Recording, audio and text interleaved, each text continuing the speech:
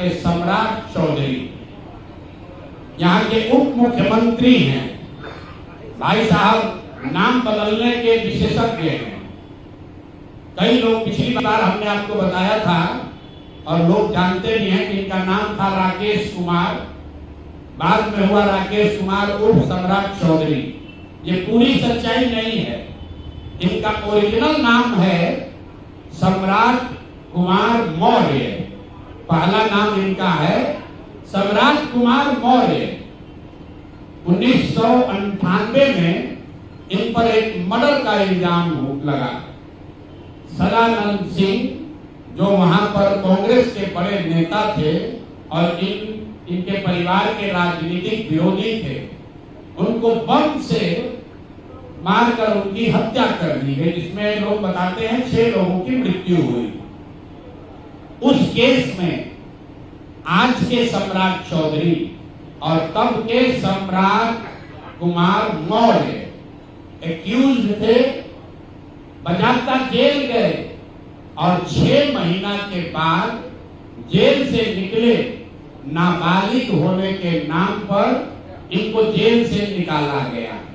तो पहले तो सम्राट चौधरी, उनके समर्थक और चाल चरित्र चेहरा की बात करने वाले भाजपाई, और उससे भी बढ़कर बिहार में भाजपा को, एनडीए को वोट देने वाले लोग, एक बार जरा जान जाइए कि आपका उप मुख्यमंत्री मर्डर का एक्यूज है, जेल में रहा है और जेल से सिर्फ इसलिए छूटा क्योंकि इन्होंने प्रमाण दिया कि हम नाबालिग। प्रशांत किशोर ने प्रेस कॉन्फ्रेंस करके डिप्टी सीएम सम्राट चौधरी के बारे में कई खुलासे किए। एक उन्होंने खुलासा किया कि इन्होंने कई बार नाम बदले। इनका असली नाम है सम्राट कुमार मौर्य और बाद में इन्होंने अपने नाम को राकेश कुमार किया। उसके बाद फिर इन्होंने अपना नाम सम्राट कुमार चौधरी रखा। सबसे बड़ी बात तो यह है, एजुकेशन को लेकर प्रशांत किशोर ने सवाल किए कि वो ये बताएं कि वो अपनी क्वालिफिकेशन में क्या लिखते हैं। कहते हैं कैलिफोर्निया में जिस तरीके से वो डीलिट की डिग्री के बारे में बात करते हैं, ये बताएं कि मैट्रिकुलेशन की परीक्षा उन्होंने कब पास की। उन्होंने इस बात को भी सबूत के तौर पर किया कि बिहार शिक्षा समिति, परीक्षा समिति ने इससे जब जवाब मांगे गए तब उन्होंने बताया कि सम्राट कुमार चौधरी यानी सम्राट कुमार मौर्य परीक्षा में पास नहीं हो पाए, उनको 214 अंक मिले, इस वजह से वो फेल हो गए। अब प्रशांत कुमार ये सवाल कर रहे हैं सीधे सीधे कि सम्राट चौधरी ये बताएं कि उन्होंने किस साल में मैट्रिकुलेशन पास किया। सबसे बड़ी बात तो ये है कि चुनाव आयोग जैसी संस्था ने उनके जो शामिल किए डॉक्यूमेंट पर पूरी तरीके से विश्वास किया, उनकी डिग्री वगैरह को चेक नहीं किया। प्रशांत कुमार तो सीधे सीधे आरोप लगा रहे हैं कि सरकार ने उनको पता नहीं किस कारण से एमएलसी बनाए हुए हैं, एमएलसी बनाकर उनको उप मुख्यमंत्री बनाया गया। तो इस तरीके से जब प्रशांत किशोर प्रेस कॉन्फ्रेंस के जरिए पूरे मंत्रिमंडल को सवालों के घेरे में खड़ा करने का प्रयास कर रहे हैं, ऐसे में नीतीश कुमार की चुप्पी और दूसरी तरफ भारतीय जनता पार्टी का कोई भी प्रवक्ता इस विषय पर बोलने को तैयार नहीं। साथ ही साथ गोदी मीडिया इस मामले पर बिल्कुल भी कान धरने को तैयार नहीं है।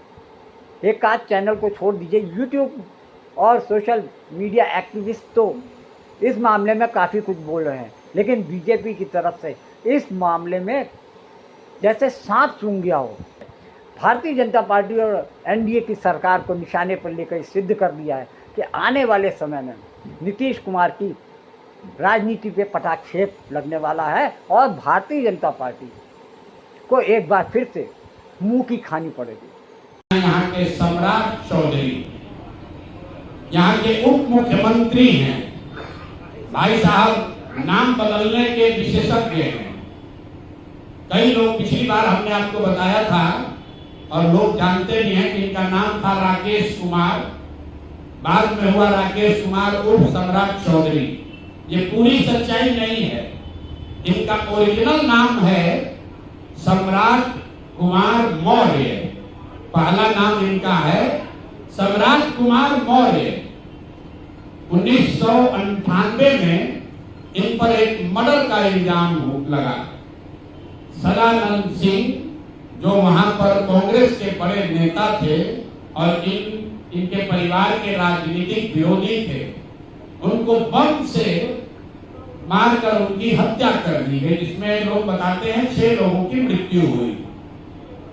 उस केस में आज के सम्राट चौधरी और तब के सम्राट कुमार मौर्य एक्यूज थे, बजाता जेल गए और 6 महीना के बाद जेल से निकले। नाबालिग होने के नाम पर इनको जेल से निकाला गया। तो पहले तो सम्राट चौधरी, उनके समर्थक और चाल चरित्र चेहरा की बात करने वाले भाजपाई, और उससे भी बढ़कर बिहार में जब भाजपा को, एनडीए को वोट देने वाले लोग, एक बार जरा जान जाइए कि आपका उप मुख्यमंत्री मर्डर का एक्यूज है, जेल में रहा है, और जेल से सिर्फ इसलिए छूटा क्योंकि इन्होंने प्रमाण दिया कि हम नाबालिग हैं।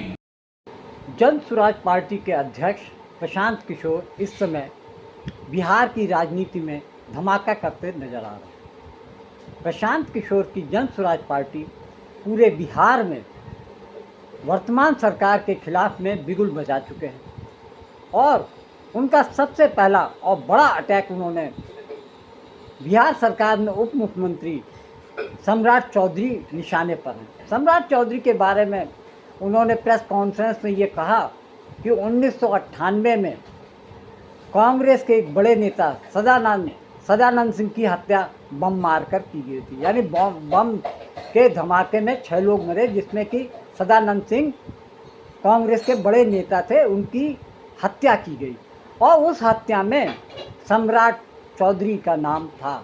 नामजद मुलजिमों में उनका नाम था और उनको इस मामले में 6 माह की सज़ा भी हुई थी। सम्राट चौधरी ने उस वक्त सुप्रीम कोर्ट में एक अर्जी लगाई और ये कहा कि वो नाबालिग हैं, नाबालिग होने की वजह से उनको जेल में नहीं रखना चाहिए। सरकार में उनको डिप्टी सीएम का पद दे दिया गया। प्रशांत किशोर यही कह रहे हैं कि अब सम्राट चौधरी ये बता दें कि वो 7वीं फेल हैं या फिर डीलिट की डिग्री कैलिफोर्निया यूनिवर्सिटी से ली है, वो वैध है या ये वैध है। वो कहते हैं कि सरकार वो सबके सार्वजनिक कर दें कि उन्होंने जो अपनी डिग्री लगाई है वो फर्जी है, क्योंकि वो ये बताने में असमर्थ हैं कि उन्होंने मैट्रिकुलेशन कहाँ से कर लिया। अब बिना मैट्रिकुलेशन के कोई आदमी डॉक्टरेट कैसे कर सकता है, ये बात किसी के गले से उतर नहीं रही है।